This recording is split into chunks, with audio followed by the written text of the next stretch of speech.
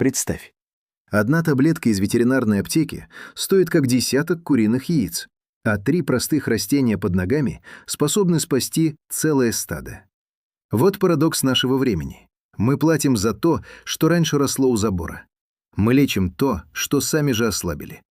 И пока одни куры кашляют в тесных клетках, другие в старых дворах среди ветра и трав живут без аптек и без страха. Это не сказка. Это забытая реальность, которую у нас тихо забрали. Конфликт здесь простой, но жестокий. С одной стороны, индустрия. Антибиотики, стимуляторы, порошки с длинными названиями. С другой — земля, на которой веками держались хозяйства. Нам внушили, что без химии нельзя, что без бутылки с инструкцией смерть поголовью. Но правда в том, что чем больше мы зависим от этих средств, тем слабее становятся сами птицы. Их иммунитет, как забытая мышца, атрофируется. И каждый новый насморк превращается в приговор. А теперь давай вернемся назад, не в теорию, в конкретные годы. 1942 год. Украина, Черниговская область. Зима. Оккупация. Хлеба нет, но в каждом дворе куры. Простые, беспородные, дворянки. Их держат не ради прибыли, а ради выживания. Люди делятся последним зерном, собирают крапиву, сушат травы. В ход идет все – чеснок, полынь, дикий лук. Никто не слышал слова «антибиотик» в курятнике. Но птица жила и неслась, и спасала семьи от голода. 1960-е. Казахстан, степные районы. Засуха. Воды мало. Корма на вес золота. Но старики знают. Добавь в воду чеснок, дай настой душицы, подбрось ветку полыни в курятник, и птица держится. Потому что ее лечат не симптом, а организм. Не глушат болезнь, а учат тело бороться. Это была наука без лабораторий. Практика, проверенная тысячами дворов. 1986 год. Беларусь после аварии. Люди снова возвращаются к земле, к своим огородам, к своим курятникам. Потому что в условиях неопределенности единственное, чему можно доверять, это то, что растет у тебя под ногами. И снова чеснок, травы, настои. Не потому что модно, потому что работает. Что же мы потеряли? Мы потеряли понимание механизмов. Ведь чеснок – это не бабушкин миф, это аллицин, мощное соединение, которое разрушает клеточные стенки бактерий. Концентрация активных веществ в свежем чесноке достигает до 5 мг на грамм. Он действует как природный антибиотик, но без эффекта привыкания. Он не убивает все подряд, он регулирует баланс. Орегано – это карвакрол. До 80% эфирного масла. Он подавляет рост грибков и патогенных бактерий, укрепляет слизистые оболочки, повышает устойчивость к влажности и холодам. Это не специя, это щит. А эвкалипт – это циниол. Вещество, которое расширяет дыхательные пути, улучшает вентиляцию легких, уменьшает воспаление. В условиях холодных курятников это разница между жизнью и удушьем. И вот здесь начинается самое интересное. Почему об этом молчат? Почему в магазинах нет чесночного раствора для кур или настойки орегано с гарантией? Потому что природу нельзя запатентовать. Нельзя поставить штрих-код на лист эвкалипта. Нельзя взять лицензию на чеснок. А значит, на этом нельзя построить империю продаж. Индустрии выгодно, чтобы ты покупал, чтобы ты зависел, чтобы каждая болезнь превращалась в чек. Но в деревне всегда знали, настоящий хозяин – это не тот, у кого больше препаратов, а тот, кто понимает, как работает жизнь. Практика проста. Раздавленный чеснок, не резанный, а именно раздавленный, добавляется в воду, не кипяток, комнатная температура. Настоять ночь, дать утром. Орегано в виде слабого настоя, не крепкого, чтобы не отпугнуть птицу. Эвкалипт не в корм, а в воздух. Ветки, пар, аромат. Это не магия, это система. И если ты сейчас смотришь на своих птиц и думаешь, что выхода нет без очередной бутылки, остановись. Посмотри под ноги. Там уже есть ответ. Потому что сила хозяйства не в закупках, а в знании. И эти знания выживают только тогда, когда мы их передаем дальше. Следующее хранилище откроется скоро. Ты думаешь, что болезнь начинается с кашля? Нет. Она начинается раньше, с тишины. С того момента, когда птица перестает активно копаться в подстилке, когда клюет вяло, когда глаза теряют блеск. Это не просто симптом, это сигнал. И вот здесь большинство делает роковую ошибку. Ждет. Ждет, пока станет хуже, а потом бежит за чем-то сильным. И снова запускает тот же круг. Но если копнуть глубже, проблема не в болезни, проблема в среде, в условиях, которые мы сами создаем. Влажная подстилка, сквозняки, аммиачные пары. В советских колхозах это понимали четко. 1973 год, Воронежская область. Птицеводческая бригада номер 4. В отчетах прямо писали: снижение падежа достигнуто за счет сухой подстилки и проветривания без сквозняков. Ни слова о дорогих препаратах. Потому что тогда еще знали, здоровье начинается с воздуха. Аммиак – невидимый враг. Уже при концентрации 20 ppm он начинает раздражать слизистые дыхательных путей, а при 50 ppm повреждает ткани. И что делает птица? Она становится уязвимой. Любая бактерия, и вот уже насморк, хрипы, отказ от корма. И ты думаешь, что это простуда, а это последствия среды. Теперь вспомни старые деревни. Украина, Полтавская область, 1950-е. Курятники не были герметичными, щели были, но не сквозняки. Воздух двигался мягко. Подстилка солома менялась часто. Зола – обязательный элемент. Птица купалась в ней, очищалась от паразитов. Это была система, не идеальная, но живая. А теперь сравни с современным подходом. Закрытые помещения, минимум вентиляции, максимум плотности. Почему? Потому что так выгоднее. Больше птицы, больше прибыли. Но при этом больше болезней. И снова больше продаж препаратов. Замкнутый круг, где платит всегда один – хозяин. Теперь к сути. Как разорвать этот круг? Первое – воздух. Не просто проветрить, а создать постоянное движение без удара. Представь, если ты чувствуешь сквозняк на коже, для птицы это уже стресс. Но если воздух стоит, это болото. Найди баланс. Маленькие отверстия под крышей, щели, но не дыры. Это тонкая настройка. Второе. Подстилка. Сухая, всегда. Если берешь в руку, и она холодная и влажная, это уже проблема. В СССР использовали смесь. Солома плюс опилки плюс зола.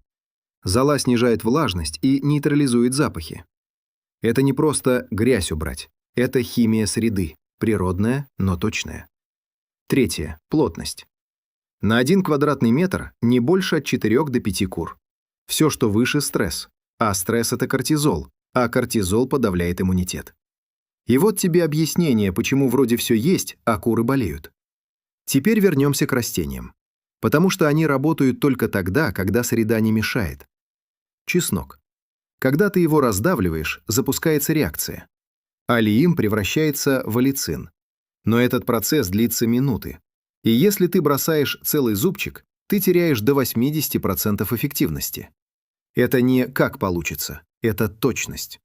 Раздавил, подождал от 10 до 15 минут, добавил воду, и только потом даешь птице. Орегано.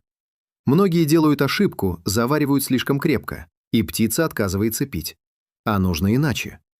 Температура воды около 40 градусов, не кипяток, потому что эфирные масла испаряются.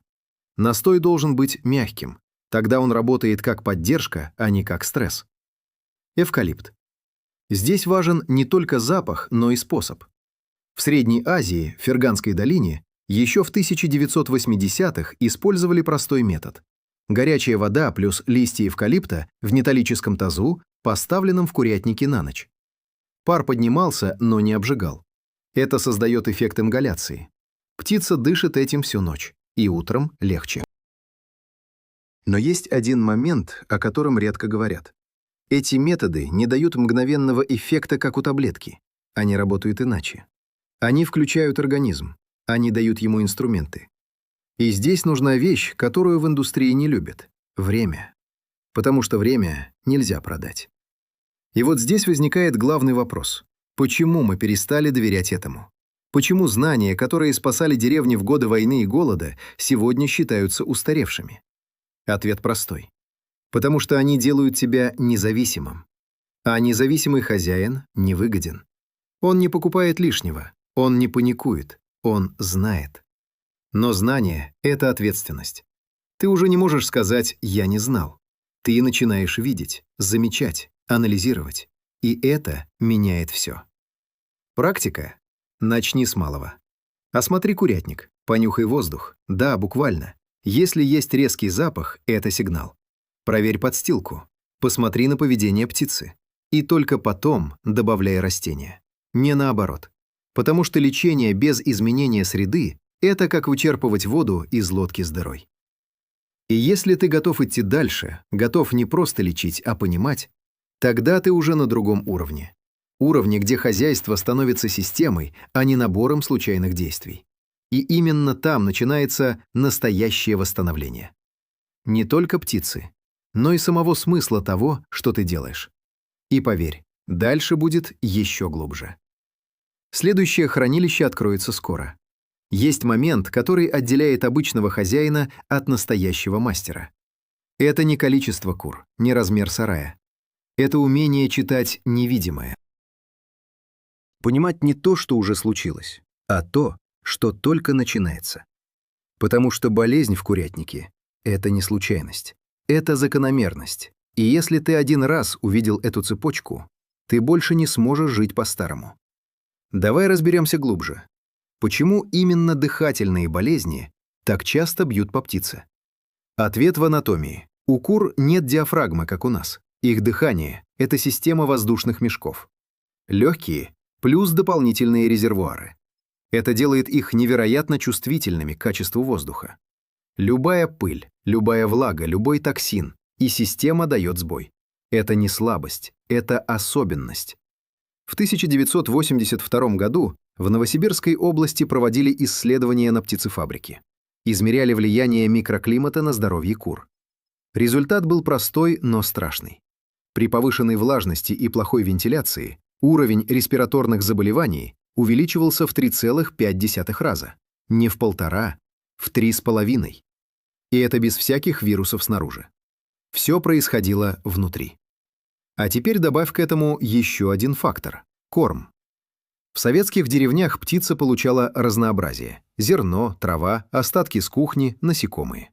Это давало полный спектр аминокислот и витаминов. Лизин, метионин, трианин – не из мешка, а из природы. Сегодня же часто однообразный комбикорм. Да, сбалансированный на бумаге, но живой ли он – вопрос. Иммунитет – это не кнопка, это система. Для его работы нужны витамины А, Д, Е, группы В. Нужен цинк, селен, железо. Например, дефицит витамина А напрямую влияет на состояние слизистых оболочек. А это первая линия защиты дыхательных путей. Нет защиты, инфекция проходит без сопротивления. И вот здесь растение снова выходит на сцену, но уже не как народный рецепт, а как биологический инструмент. Чеснок. Помимо аллицина, он содержит серосодержащие соединения, которые активируют макрофаги, клетки, отвечающие за уничтожение патогенов. Это не просто убить бактерию, это усилить армию организма. Орегано. Карвакрол и тимол. Эти вещества нарушают мембраны бактерий и грибков, но главное, они не вызывают резистентности, в отличие от синтетических антибиотиков. Это значит, что даже при регулярном использовании эффект не падает. Эвкалипт. Циниол не только расширяет дыхательные пути, он еще и снижает вязкость слизи, то есть помогает организму быстрее очищаться. Это как открыть окно и вымести мусор одновременно. Но есть еще один слой – поведенческий. Птица – это не машина. Она реагирует на вкус, запах, комфорт. Если вода неприятная, она будет пить меньше, а значит меньше получать полезных веществ. Поэтому важно не только что, но и как. В старых хозяйствах это понимали интуитивно. Россия, Псковская область, 1970-е. Бабушки добавляли в воду чеснок не каждый день, а курсами. 3 дня – да, Четвертый – чистая вода.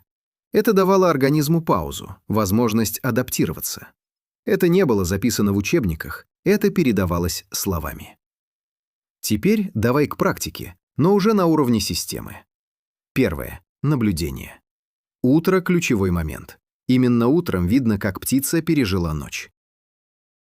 Если есть хрипы, если есть вялость, значит, ночью было что-то не так. Это сигнал к действию. Второе – ротация средств. Не используй все сразу каждый день. Чеснок – курсом. Орегано – как поддержка. Эвкалипт – при необходимости, когда есть признаки дыхательной нагрузки. Это как разные инструменты. Не нужно бить молотком по каждому гвоздю. Третье – вода. Чистота критична. Вода – это носитель. Если она грязная, ты сводишь на нет весь эффект. В СССР в колхозах поили из проточных систем или меняли воду минимум 2 раза в день. Потому что знали, вода – это кровь курятника. Четвертое – стресс. Любое резкое изменение, переезд, шум, новая птица – это удар по иммунитету. В этот момент растения работают как страховка, но только если ты применяешь их заранее, а не когда уже поздно. И вот здесь мы подходим к самой неприятной правде. Индустрия не учит тебя думать. Она учит тебя реагировать. Болезнь – препарат. Симптом – таблетка. Но она не учит тебя видеть систему, потому что если ты начнешь видеть, ты начнешь задавать вопросы. Почему это происходит? Почему каждый сезон одно и то же? Почему птица без поддержки не выживает? И ответы тебе не понравятся, потому что они ведут к простой мысли. Проблема не в птице. Проблема в подходе. Но хорошая новость в том, что это можно изменить. Не сразу, не за день, но шаг за шагом. Ты начинаешь замечать, анализировать, пробовать. И вдруг одна партия птицы проходит сезон без потерь. Потом вторая. И ты понимаешь, это не случайность. Это результат. И в этот момент ты уже не просто хозяин. Ты становишься хранителем знаний, тем, кто может передать дальше. Потому что в деревне знания не пишут, их рассказывают. И если ты досмотрел до этого момента, значит, ты уже готов к следующему уровню, где мы соберем все это в единую формулу. Без лишнего, только суть. Следующее хранилище откроется скоро. Теперь пришло время собрать все воедино. Не как набор советов, а как систему, которая работает даже тогда, когда ты спишь. Потому что настоящий результат – это не разовое улучшение, это стабильность. Когда куры не болеют не потому, что ты вовремя дал средства, а потому что условия не дают болезни закрепиться. Но прежде еще один важный момент, о котором почти никто не говорит. Болезнь в курятнике – это всегда цепная реакция. Одна ослабла, через день вторая, потом третья. Почему? Потому что птицы дышат одним воздухом, пьют одну воду, живут в одной среде. Это как одна печь, в которой либо тепло всем, либо холодно всем. И вот здесь рождается главный принцип старых хозяйств – лечить не птицу, а пространство. В 1978 году в Киргизской ССР в одном из горных колхозов был зафиксирован интересный случай. Падеж птицы снизился почти до нуля не после закупки новых препаратов, а после изменения режима уборки и добавления трав в подстилку. Люди начали подмешивать сушеный чабрец и полынь в солому. Это снижало влажность, отпугивало паразитов и одновременно насыщало воздух эфирными веществами. Без лабораторий, без инструкций. Только наблюдение и опыт. Теперь перенесем это в наш день. Что если курятник – это не просто помещение, а живая система, где воздух, подстилка, вода и растения – это единый механизм? Тогда и подход меняется. Первый элемент – утренний цикл. Ты заходишь в курятник не с ведром, с глазами. Слушаешь. Если тишина – это хорошо. Если есть редкие звуки – наблюдаешь. Проверяешь подстилку, легкое рыхление, и ты уже запускаешь процесс аэрации. Это как вздох для пола. Второй элемент – вода как носитель лечения. Не постоянный суп из всего подряд, а четкая схема. День от 1 до 3 – чесночная вода. День 4 – чистая. День от 5 до 7 – легкий настой орегано. Потом пауза. Это создает ритм. Организм птицы начинает работать в такт, а не в хаосе. Третий элемент – воздух ночью. Именно ночью происходит восстановление. Если в это время воздух тяжелый, влажный, с запахом, все, что ты делал днем, теряет силу. Вот почему эвкалипт работает именно вечером. Ветки под потолком или настой, который дает мягкий пар. Это не ароматерапия, это ночная терапия дыхания. Четвертый элемент – подстилка как фильтр.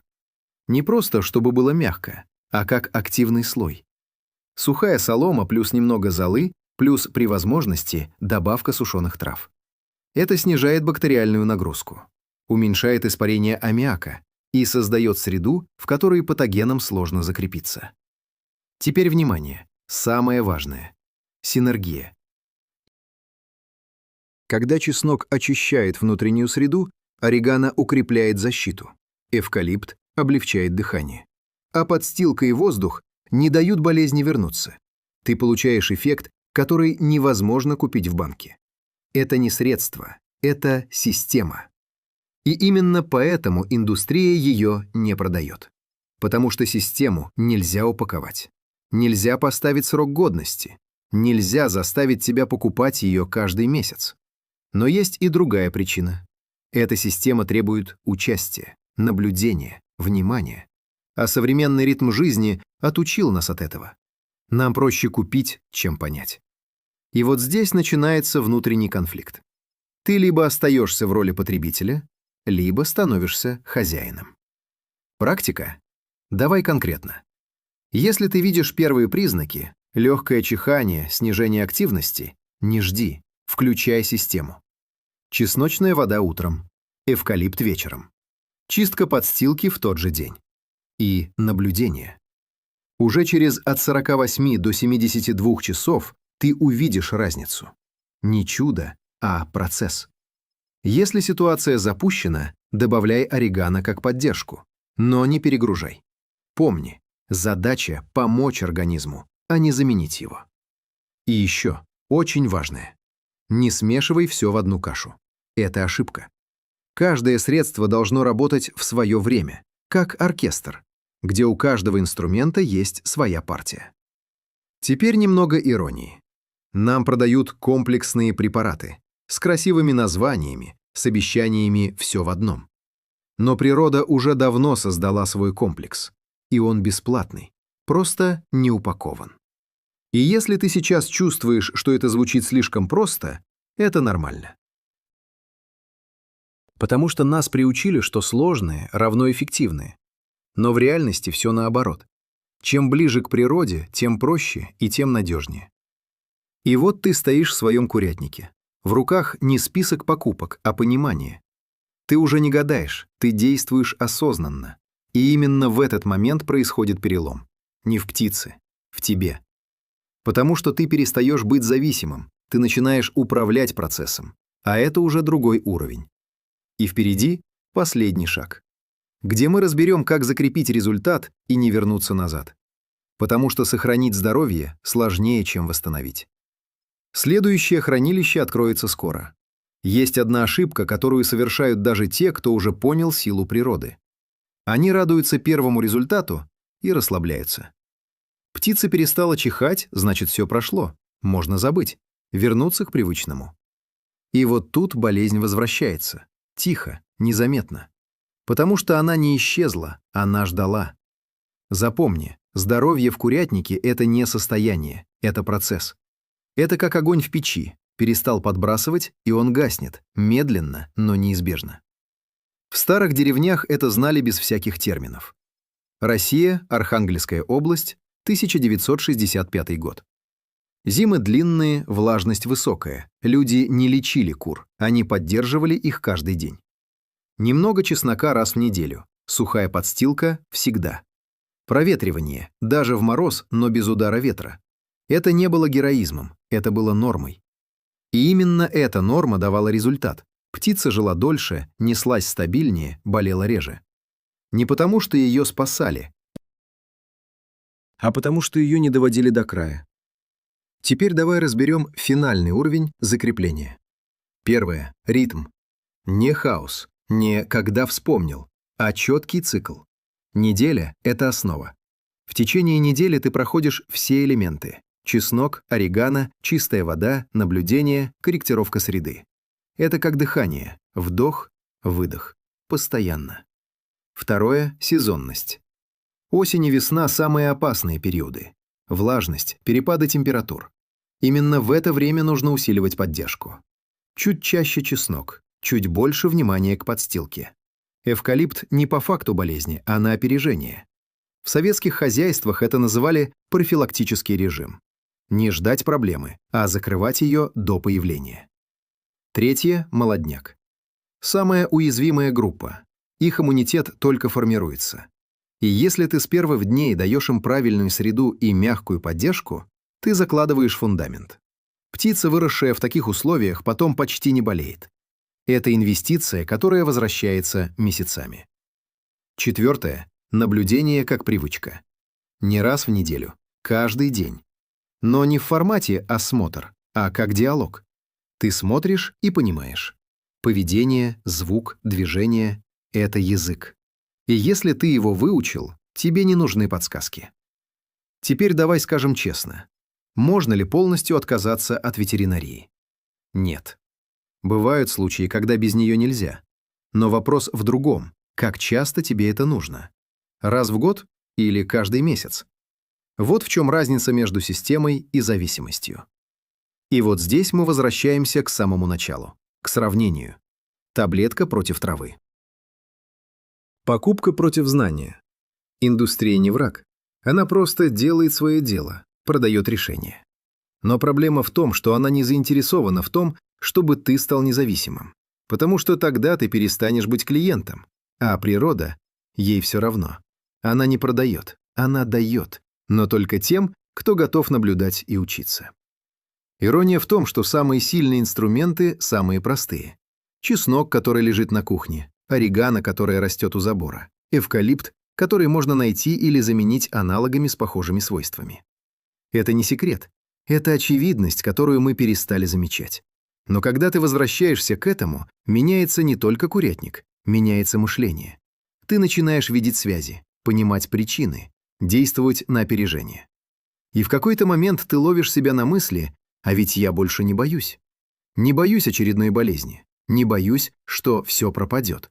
Потому что у тебя есть система, есть понимание. И это дает то, что нельзя купить – спокойствие. Теперь финал, не как точка, а как передача. Если ты досмотрел до этого момента, значит, ты уже стал частью этого знания. И теперь у тебя есть выбор – оставить это себе или передать дальше – соседу, другу, родственнику.